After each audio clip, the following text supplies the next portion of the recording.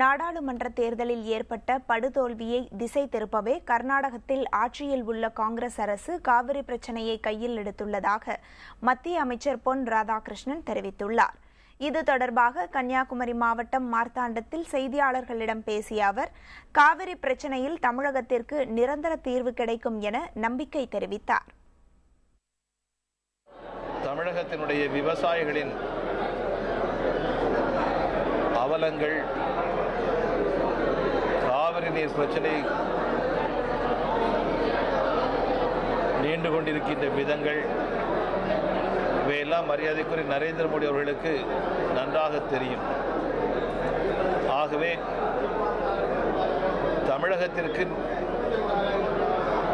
விவசாயிகளுக்கு எந்த நீதியை வழங்க வேண்டுமோ அந்த நீதியை மரியாதைக்குரிய நரேந்திர மோடி அவர்கள் வழங்குவார்கள் என்கின்ற அசைக்க முடியாத நம்பிக்கை எனக்கு இருக்கின்றது.